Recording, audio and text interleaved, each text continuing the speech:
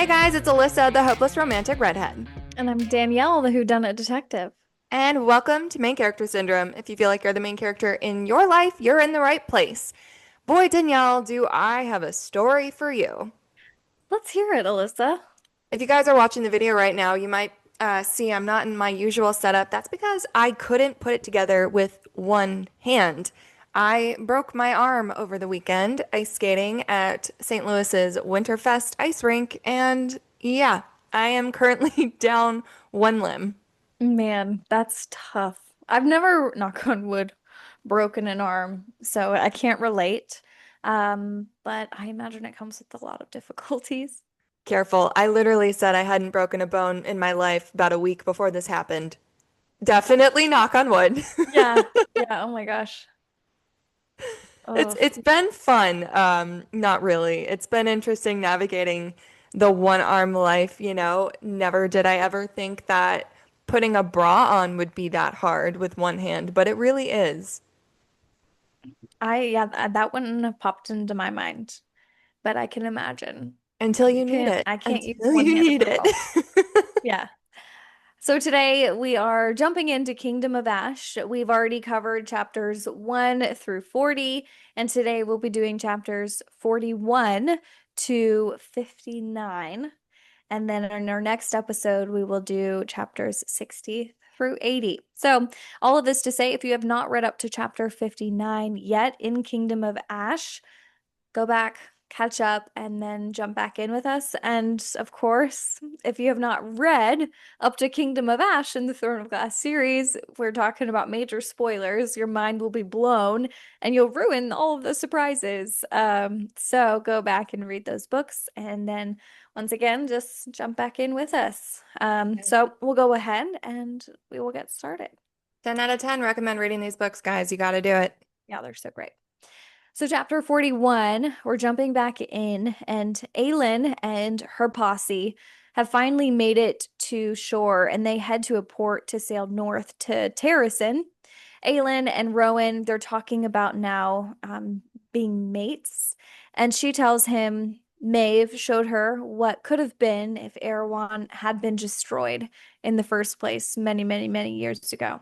And he says if she has to die to forge the lock, that they will die together, that he doesn't want to rule Terrasen or live without her.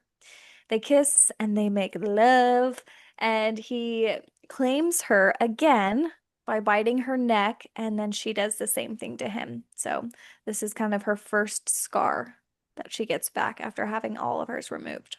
Yeah, if you remember, she also had the marks wiped out, and that was really devastating for her. Yeah. Chapter 42. Aelin finally gets to speak to Lorcan in this chapter, and I don't want to say they have a heart to heart, but they have a discussion. And obviously, she tells him that she can't fully trust him. And so instead, this was kind of a plot twist. She says, swear the blood oath, and then you will be welcome in Terrasen so that you can be with a lead. Otherwise, if you don't, you will never be with a lead because you will never be allowed in Terrasen ever again. So Lorcan, because he does this for a lead, he swears the oath and promises to protect Terrasen. Yeah. So big deal there. And it's not something that he really wants to do, but he's taking that risk for a lead. So in chapter 43, the 13 and Dorian and the Crockens, they go to the Farian Gap. Dorian sneaks in disguise as a trainer of Wyvern to begin, and he spies and sees the matrons aren't there and Petra Blueblood is. Manon and the 13 go in then afterwards and they speak to Petra and her clan. And she tells them her grandmother is lying to them all, and that when they reclaim the waste, she is going to make herself the only High Queen, and the clans will no longer exist. And she's talking about her grandmother's plan to ruin everything. And they call her a liar. However, Petra doesn't call her a liar, but everyone else around calls her a liar. Astrid then shows them her scar on her stomach, saying unclean as proof, and says that she knows others around her have been done the same thing for having a stillborn. And then Manon calls them to fight with them for peace and their world. where everyone can coexist. And it's really this big inspirational talk that she gives. And then they fly away waiting for an answer. Yep. Chapter 44. So Aelin is having a nightmare as she's still held captive. This is what she's like dreaming about. And as a viewer, you're like, wait, did all of this just, was this all in her head? Like, did she Yeah. just fake, like, dream getting rescued? Like, this actually looked legit. And then she she's angry that she was chosen to pay the price of the locks, that she kind of hopes that Dorian does find the third word key and forges the lock for her so she doesn't have to, meaning she doesn't have to die and she can live with Rowan for the rest of their lives. Then Rowan, he starts training Aelin again so she can start building back her strength and muscle because she has been out of training for the past couple months. She has zero muscle and she needs to get it all back. Meanwhile, Aelin has been teaching the clan how to draw word marks. So then in chapter 45, Aniel is now at war with Morath. And remember, that's where Kael is from. And so he's there with his dad and that army. And then also um, the army that has Hussar leading them. So, not Hussar, but Nezrin and Sartak. So Mm. Aniel's at war with Morath. Irene knows that she is pregnant, but she doesn't want to burden Kael with that yet. The battle continues to rage on there between Morath and Aniel, and Kael is running around fighting on a horse, and Nezrin is there fighting on her rook, and things kind of just aren't looking very good. And then all of a sudden, Hussar arrives finally with her sailing troops. And then they all meet at night to counsel. And then all of a sudden, someone very unexpected walks into this room. Dun dun dun. Okay. Chapter 46. Meanwhile, Aedion and his armies are getting closer to Peranth, but Morath and its soldiers are only a day behind. Then Morath's soldiers finally reach them, and Aedion shows that he has Rose shield, which did belong to Aelin's father, but he never actually disclosed to Aelin that he had this, which is interesting. I wonder why he didn't. Meanwhile, Morath's army is coming towards them across a frozen river. The Fae on Aedion's side use their magic to break it, drowning some of Morath's soldiers. And remember that Aedion in the beginning was like, they probably won't strike in winter because they don't want to trek through 10 foot of snow, but the frozen lake was fair game. Yeah. So Then we then, go, during all this, Lysandra is fighting in a wyvern form, and they are losing very badly. Morath has way too many soldiers, and many of Aedion's soldiers start fleeing, and Lysandra's like, I have to do something. what does she do? Let's figure it out. So all of a sudden they're losing and soldiers are continuing to flee. And so Lysandra then decides to change into Aelin. And she's going to do this to rally people and give them hope again. So she's in Aelin's form now, and she decides this is almost kind of like seems like a suicide mission because she doesn't have any powers aside from shifting, and she's in her like Aelin form, not like some crazy form. And she decides to take on two Ilkin, and Aedion immediately regrets all of the mean things that he has said to her, and he starts charging towards her on the battlefield to save her. She knows she's going to die this way, and she still did this for Terrasen. And an Ilkin then cuts her with a potentially poisoned tip claw, and Aedion gets there and then kills the Ilkin and rescues her, taking her away. Wyvern then appear with iron teeth witches, bringing the large witch tower with them, and it's that big witch mirror weapon. Aedion then realizes what this is, and he starts screaming at everyone to retreat. And he's like, retreat, like retreat, as he's charging away with Lysandra. And then all of a sudden, a witch appears at the top of the tower and she starts yielding, which is using the dark goddess's power and is basically it's suicide. Like you die when you yield. And all of a sudden, she's yielding and then drops into the tower, unleashing all of her power. And it ends up killing immediately 4,000 soldiers. Yeah, this is bad news bears. This weapon can wipe out their entire army. Hmm. Chapter 48. Meanwhile, Kael, Nezran, and Sartak and Hussar are discussing battle strategies. Aelin, Rowan, and the others arrive and join them. This is an interesting reunion that has been a long time coming, and this is actually one that was heartwarming because Aelin cries at seeing Kael walking and hugs him because he's walking and she didn't think that she would see him walk again. And it's such a beautiful reunion. Aelin then recognizes Irene. Irene shows her the note that she gave her years ago and was like, I kept it. You basically saved me. You put me on this path. Thank you. Kael reveals that they are married, and Aelin reveals that she also is married to Rowan, and she then reveals that Gabriel is Adian's father. Yeah, that was like, it was such a sweet little reunion. It's like, you're married. I'm married. We're married. And it was cute to see like a nice moment between Aelin and Kael again.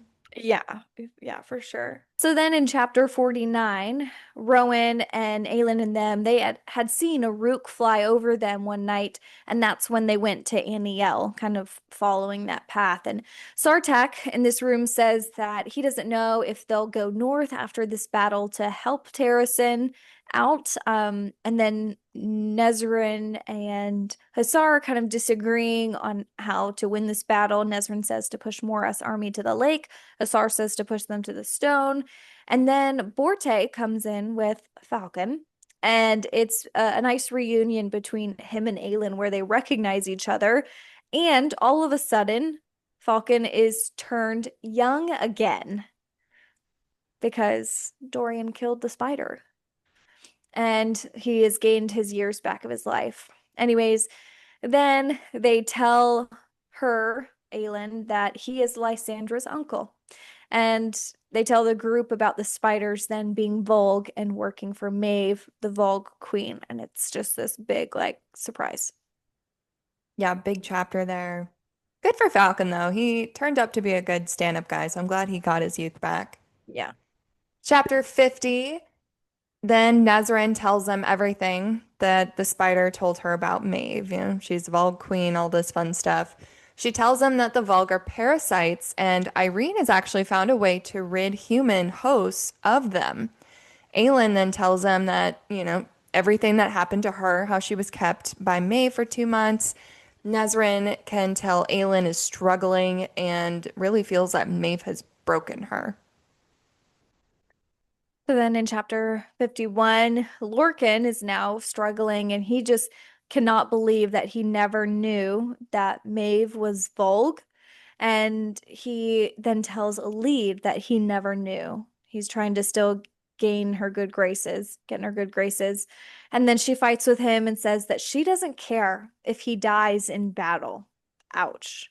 And then Gavriel immediately scolds her for being so cruel. And Alid thinks about then how she didn't actually mean it, but she doesn't actually say that. So Lorcan's about to go into battle being like, the woman I love doesn't care if I die in this. And then the group prepares to get on the rooks and getting ready to fight.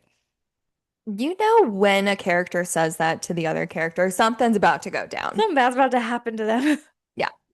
Chapter 52, meanwhile, Manon and the 13 return to the Krakens.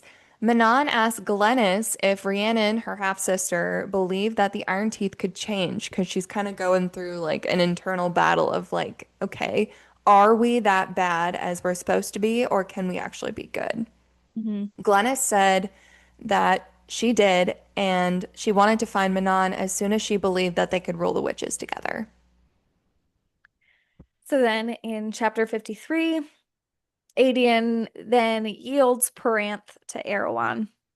And don't forget, A lead is the Lady of Perranth. So this is kind of her territory that she's supposed to be in control of. So this is now yielded to Erewhon, and they are on the run, his army back to Orinth. Lysandra is awake now and in her own body. She switched while being healed in front of everyone. And Adian lied to the others, saying Aelin is off on a quest with Rowan.